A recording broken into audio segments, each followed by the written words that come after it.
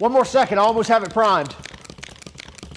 Finally, RIDGID's got an 18-volt grease gun. We'll talk about the details when we get back. I'm Tim Johnson. You're watching Shop Tool Reviews. Just a few weeks ago, RIDGID announced they were going to release a whole new line of brushless tools. In fact, we've got a video talking about that. They had a 4-tool combo kit. They also released this grease gun. It's the R860445. Now you can get it in the bare tool, and then we've got it paired with their new max output batteries. This is the 2 amp hour battery, but they're claiming with a 4 amp hour battery that you can discharge up to 23 cartridges just on one battery. So if you're doing a lot of greasing, I'd recommend doing that. Now let's take a closer look at each one of these features, which, by the way, there's a pretty interesting feature on this gun that's not on most battery-powered grease guns, and I think you'll really like it. I know we do. Also, we're going to show you the right way how to load and prime a grease gun, especially a cordless grease gun. Now let's get to it. This is RIDGID's brand new grease gun that they just released here a month or so ago, maybe even a couple of months ago, but brand new to their platform. It is a 2-speed grease gun, runs on their 18-volt platform. We have the new max output battery in here. I've got the 2 amp hour in here. They say with a 4 amp hour, it will actually discharge up to 23 cartridges of grease. So if you're doing a lot of high volume greasing, then that would be a great tool for you, this with the 4 amp hour battery. Let's talk about some of the features here. I mentioned 2 speeds. So on this grease gun, you can get up to 10,000 PSI, and that will be in speed 1. Now, if you're needing more volume and less pressure, then you can go up to speed 2, and that's going to dispense up to 9 ounces per minute. And in speed 1, you're going to get 3 ounces per minute. So it's going to slow that down by about 1/3. So depending on your needs, you can switch that from 1 to 2, giving you more speed and more volume, or go down to more pressure and less volume. Now what you get is a 39-inch hose here. So nice long hose that stores away very nicely. And then you get a plastic cap on here too. You'll probably get rid of that pretty quickly because it's just going to get a mess, just like any other cap on these things. It's nice just to have this hole here to stick that in. Also, you got a hole here that's going to dispense any grease as it packs full, so that's a great idea. And it comes with a 90-degree fitting here as well. So if you're needing to get in those tight spots, you can easily hook that on there and get in those tighter spots. Let's talk about some more of dispensing this. Now, not only do you get the 2 speeds, you get a locking trigger, by the way, so you can lock that. So when you store it away, stick it in the toolbox of your truck or stick it in your truck, you don't want that to accidentally get depressed and you spill grease everywhere or squirt grease everywhere. So you can turn that trigger lock on, and then also you can turn that off and then be able to activate that by pulling the trigger.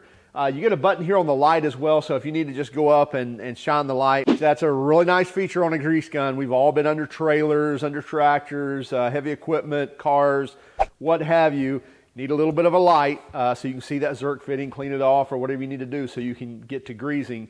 So that is a nice thing to have. And again, you don't have to pull the trigger to turn that on. You can hit that little button there, and it's going to stay on, I believe, like 10 seconds. Now here on the cartridge, you can see you've got some knurling here, so when you got those greasy hands, it will help for you to get a grip, but you may still need to get some assistance from a rag from time to time, but you do have some knurling there. You get a brush finish. It should clean up rather nicely as well. And then up here on the front, we have a bleeder valve here. Now what is that used for? Well, I will actually show you here in a second, because I will tell you a lot of times people don't know how to use this, and therefore they load their grease guns wrong and drive themselves crazy when they're trying to dispense grease after refilling it. And also you can load this if you've got a grease gun loader. You can load it from the front side as well without having to pull the cartridge off. But anyway, for those who know what I'm talking about, you understand. Those who don't, you don't have to worry about it. Now let's talk about the last big feature on this gun. And it is something that, if you ask me, it's not explained very well in the literature or even on the advertising from the big box stores and when you get on their websites. That's the dosage counter here. Now when you put counter on there, it makes it seem like, oh, well, I've done one thing and now I'm doing 2 things and now I'm doing 3 things and so forth, and that's not what this is at all. It is a dosage limiter, if you will. So this is where you're actually setting how much grease you want to dispense. So let's say you've got that trailer with a tandem axle, maybe even triple axles on it. So each one of those is going to take kind of a preset amount of grease that you need to kind of top off. You can set that dosage counter, pull the trigger, and it's going to stop when it dispenses that much. So that's a really nice thing to have. You can turn it all the way up to 50. I don't know what it is. I don't think it's 50 ounces. I can tell you that. But regardless, you can set this to how much you want it to dispense. I think that is a great feature to have on a grease gun, because many times you're doing that repetitive stuff and you're counting how many clicks or how many pumps of the grease gun to kind of get an idea. That takes that out of the equation. You no longer have to think about it. We'll show that here in one moment. Now let's first load this thing with some grease. So first I'm going to pull this canister out of here. So pretty simple, just unscrew it, lefty-loosey, pull this thing out of here, and you'll see we've got no grease in there. So we have a rubber seal right here. We have a little bit of residual grease from the factory. So first thing we want to do is pull this back all the way back to that ring there. There's a ring in there that slides over, and lock it out with that notch. So now what you've done, there's this long spring. We've depressed that spring and pulled this plunger all the way back. Now let me show you what I'm talking about. If I pull the back of this tube off, by the way, don't do that under pressure. You see that spring I'm talking about. So this spring is pushing on that plunger. Now also, in this plunger here, it's got a little notch. And that notch lines up with this rod so that you can put pressure on it. But also, if you turn this the right way, you can get it where you can push against it without pushing that plunger down. And we'll show you that here in a moment as we actively do this. So let me get my spring and plunger back in here. So again, I'm going to take my plunger, I'm going to pull it back, and I'm going to slide it over and lock it in. So now I'm locked in, that spring is compressed, we've got an empty cylinder here. Now, don't do the number one mistake of going ahead and pulling this locking tab off. Don't do that. On the other end, you've got a plastic lid. Pull that one off. Didn't know there was a plastic cover around it, so let's get rid of that first. So pull the plastic lid off, you can discard that. And again, don't pull the metal one off yet. And so you're going to push this in, and that'll help remind you of which side goes where. Because the metal ring will not fit in there. So the cardboard goes in first, push that down, and so now all we have is the metal ring left. Now we can pull this cap off. Nice gooey mess here. This is high pressure, high viscosity grease. Best for steering components and suspension components, things like that, and wheel bearings. So anyway, so now we've got our grease in here. We don't want to mess with this yet. We want to go ahead and put it in our grease gun. So now we've got it in our grease gun. There's a couple of things we still want to do. Remember that bleeder screw here? We want to open that up. So we want to turn this out a couple of turns. And by the way, somewhere in here is a little bleeder hole. There it is, right there. There's a little bleeder hole right there, and we're going to get grease to come out of that in 1 second. So right now we've got our plunger locked back, right? So there's no pressure pushing on that. Well, if we let this down, now we've got that spring pushing against it.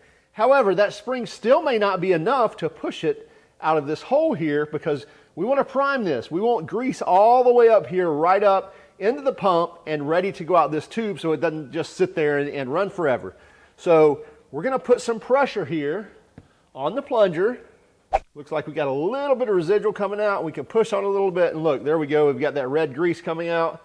So we can go ahead and close this guy.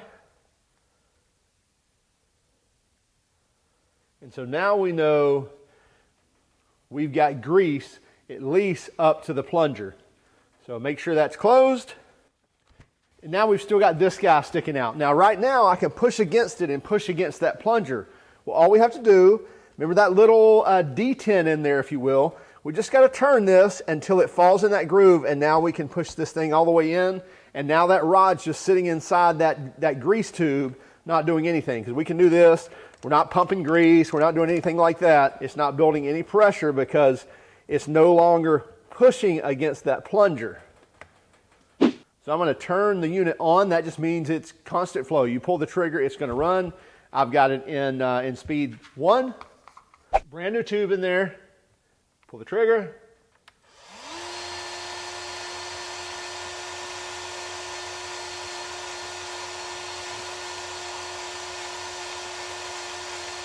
We can see my tube shaking, so we're picking up something. It may take a second. There we go. So I'm in speed 1 or mode 1, what have you, and you can see how much we're dispensing. And as long as I have my finger on the trigger, it's going to keep pumping. Now let me go to speed 2. I'm going to switch this. Now we'll see how much more it will dispense on 2. So quite a bit faster. So that more volume, less pressure. So if you're in a pressure situation where you're trying to, you know, on a piece of heavy equipment or something like that, you may want to switch back to mode 1, get that higher pressure with less volume to be able to get what you need to make sure that you're packing all those bearings and bushings full of grease. Now let's take a look at this dosage counter a little closer. I'm just going to take this piece of foam here just so we can see it. And I'm going to go on 1. As I mentioned, that cap, I'm going to heat that really quick. So I'm on 1. We'll see here. Okay, so that's all we got on 1. Go to 2. There you have it. And let's go up to 5. So you see my finger has not left off the trigger, and that's 5. And then if I go to 10,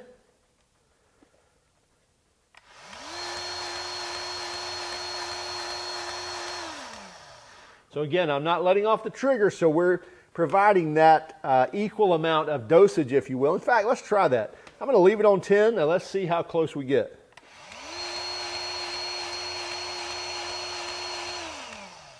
I'd say that's pretty close. And then let's go up to 50, see what we get.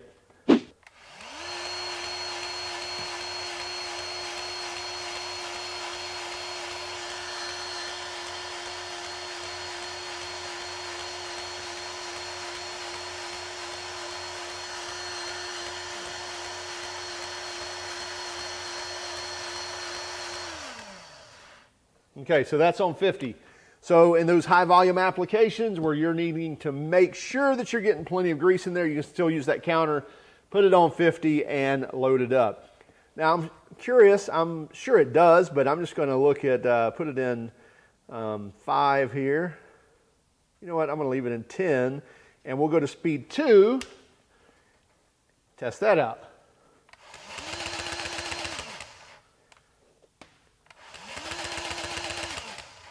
So yeah, so the dosage counter is going to work in 1 or 2, and it looks about equal amounts as well. These were 10 here, these are 10 here. So I really think that's going to be a very useful feature on these grease guns. There you have it. That's the R860445 RIDGID grease gun. Now we've tried this out, lubing some front ends, lubing some heavy equipment, as well as lubing some of our yard equipment around here, and it works great, just like any other grease gun. It does its job. We think the difference here are the features that's included on this. Number 1, that dosage counter. I think it works really, really well. As you can see on our example here, where we showed you at 1, 2, 3, 5, 10, and even 50, and dispensing that same amount of grease each time depending upon what you have that counter set to. As we mentioned also, I think that RIDGID as well as Home Depot is doing a very poor job of explaining what that is. I think they could do a lot better job of doing that, and I think it will help sell this tool above other cordless grease guns as well. Were there any drawbacks on this machine? Not really. I mean, you could look at things like, hey, we're not crazy about the grease cap, but who cares? I mean, it's got a grease cap. If you don't like it, it won't take much to take it off. You got a razor blade, a clip, or just want to stretch, pull it off, by all means, go for it. You want to put a locking connector on here, go for it. Go ahead and do it. We like the fact that it also comes with a 90 degree as well. Oops. That it comes with this 90 degree as well. A lot of people don't have this. Now, a lot of people who do a lot of this does have this, but these come in very handy when you're in tight spots or maybe you're not feeling like crawling all the way underneath and on the inside, getting on the inside of a connector or steering tie rod end, what have you, and that's going to come in a lot handier having that tool, and you can store it right here on the grease gun. Hey, check it out for yourselves. You can get them at the Home Depot. You can get them at homedepot.com. It's the RIDGID 18-volt cordless grease gun. Now, model number is the R860445. It's $179 as a bare tool. So kind of steep for a bare tool, but at the same time, cordless grease guns are going to range somewhere in that area. We think a lot of the features on here make it a very useful tool. You also get a lifetime service agreement on it, which, by the way, if you get a battery with it as well, the battery is also covered with the lifetime service agreement. Now, one of the stipulations on that is you have to sign up within a few weeks or a couple of weeks after purchasing the tool. But I think it's a very easy sign-on process where you can actually do it electronically with your receipt and take care of that, and then you're covered for the life of the tool, for the battery and the tool, as long as you're not, throwing it off a cliff or burning it or something like that. Check it out for yourselves. Also, keep track of us on Instagram, Facebook, and Twitter. If you don't mind, would you hit that like and subscribe button on this video? If you hated our video and you don't like us at all, then give us a thumbs down. But would you let us know in the comments why? Have a great day and keep smiling.